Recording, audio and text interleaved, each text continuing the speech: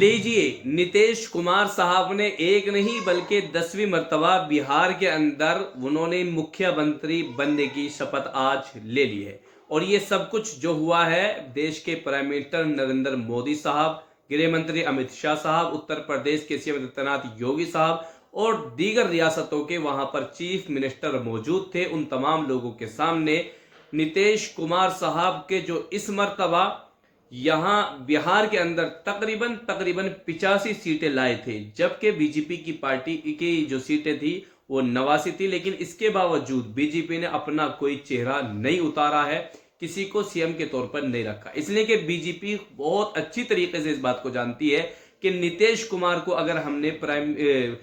Chief minister नहीं बनाया बिहार का, तो वो इस वक्त इतनी ताकत और शक्ति रखते हैं कि वो देश की सेंट्रल गवर्नमेंट गिराने की और हमारी सत्ता खत्म करने की उनके पास ताकत और पावर है।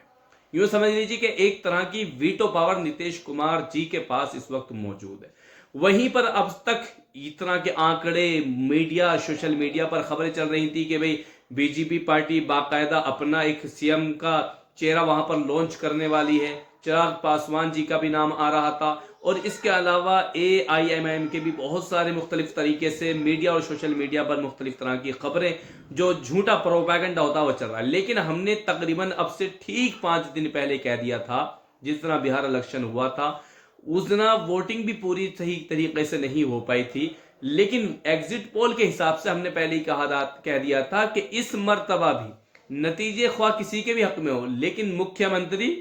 नीतीश कुमार साहब ही बनने जा रहे हैं। इसलिए कि बिहार के इलेक्शन को बदलने की ताकत और क्षमता आज भी अगर किसी के पास है तो नीतीश कुमार जी के पास है। और इस बात को बीजेपी के लीडरान, बीजेपी पार्टी, प्राइम मिनिस्टर साहब, गृह मंत्री साहब, मिस्टर आदित्यनाथ योगी साहब, ये तमाम बड़े चेहरे जो नुमाया बीजेपी के हैं, वो सब इस बात को जानते हैं कि अगर बिहार में ऐसा मामला हमने किया जैसे कि महाराष्ट्र के अंदर हुआ है, तो ये मामला चलने वाला नहीं है। इसलिए कि अगर बीजेपी नीतीश कुमार जी को अपना सीएम चेहरा नहीं बनाती तो नीतीश कुमार जी के पास इतना, मतलब यूं समझ लीजिए इतनी पावर थी कि वो लालू यादव जी की पार्टी तेजस्वी यादव को अपने साथ मिला लेते, असदुद्दीन ओवैसी साहब को मिला लेते, कांग्रेस की सीटें ले लेते और इस तरह फिर से वो मुख्यमंत्री बन जाते और महागठबंधन के लिए सुनहरी मौका होता। और दूसरी बात, अगला स्टेप ये भी था कि नीतीश कुमार को बाकायदा चेहरे का प्राइम मिनिस्टर बनने के तौर पर भी पेश किया जा सकता। इसलिए बीजेपी बहुत अच्छी तरीके से जानती है कि वो कभी भी महाराष्ट्र वाला जो शिंदे और फडणवीस जी साहब का जो मामला हुआ है, वो उस मामले को नहीं दोहराना चाहते थे। इसलिए कि शिंदे साहब की पार्टी बिलमुकाबिल वहां महाराष्ट्र के अंदर बीजेपी के बहुत ज्यादा कमजोर है और उनके पास दूसरे भी यूं समझ लीजिए अजाइम हैं, दूसरे भी उनके पास ऑप्शंस थे। लेकिन बिहार की राजनीति में बीजेपी के पास नीतीश कुमार जी के सिवा और कोई दूसरा ऑप्शन नहीं, इसलिए कि चिराग पासवान साहब के पास 19 सीटें थी, बीजेपी के पास 89 थी, तो इस एतबार से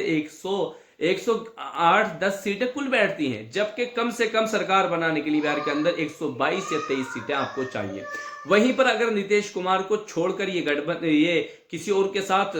सरकार बनाना चाहते बिहार के अंदर, तो नीतीश कुमार जी के पास इतनी है, अपनी 85 सीटें हैं, 25 सीटें तेजस्वी साहब के पास हैं, 6 कांग्रेस के पास है, 5 AIMIM के पास है। तो इस एतबार से तकरीबन 125 से 30 का आंकड़ा होता है। इस हिसाब से सरकार महागठबंधन की हो जाती। नीतीश कुमार को बेशक वो क्या मुख्यमंत्री बना देते, बल्कि वो ये भी लालच देने के लिए बात की गई थी MIM के दोबारा से तो कि अगले टर्म में सन 2029 में बाकायदा अगर प्राइम मिनिस्टर के चेहरे पर नीतीश कुमार जी को खड़ा कर दिया जाए, हमें इससे कोई आपत्ति नहीं। तो इस वजह से ये बात आप जहन में रखें कि नीतीश कुमार जब तक रहेंगे वो बिहार के सीएम हैं। उनके सीएम के चेहरे को देखते हुए सब लोगों ने उनको कबूल किया है। आज शपथ समारोह जो चल रहा था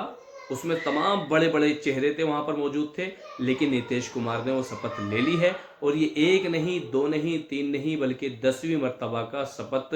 ये समझिए समारोह चल रहा है जहां पर नीतीश कुमार जी ने शपथ ली है। जबकि उम्र के एतबार से वो काफी कमजोर भी हैं, बूढ़े भी हैं। बाद वीडियो सोशल मीडिया पर पिछले इलेक्शन से पहले ऐसी भी वीडियो उनके ताल्लुक से गर्दिश कर रही थी जिसमें उनमें दिखाया दे रहा था कि भी मानसिकता एतबार से ये थोड़े से कमजोर हो चुके हैं बुढ़ापे की वजह से, उम्र के तकाजों की वजह से, मुख्तलिफ बीमारियों की वजह से। लेकिन ऐसा नहीं है, बल्कि बीजेपी ने बाकायदा फिर से नीतीश कुमार को मुख्यमंत्री चुन लिया है और एनडीए की वहां पर सरकार बन चुकी है। बाकी आप क्या कहेंगे कमेंट सेक्शन में बताएं। वीडियो को शेयर जरूर कर दें। बीजेपी की राजनीति जैसी है, आप बहुत अच्छी तरीके से समझते हैं, वो कहीं भी कमजोर होने वाली नहीं है, बल्कि वो समझती है कि अगर वो खुद अपने बूते पर सरकार ला सकती है तो वैसा करती है, लेकिन अगर लगता है कि किसी दूसरे के सहारे से सरकार लाई जा सकती है तो वो वैसा ही करती है। वो हलबलाट में कोई फैसला नहीं लेती है, वो जज्बात में कोई फैसला नहीं लेती है, सारे बग्गे बांधकर अपना बिल्कुल पुरसुकून के साथ काम करती है। और ये बात उनके दरअसल मेहनत का एक तरह का मामला है।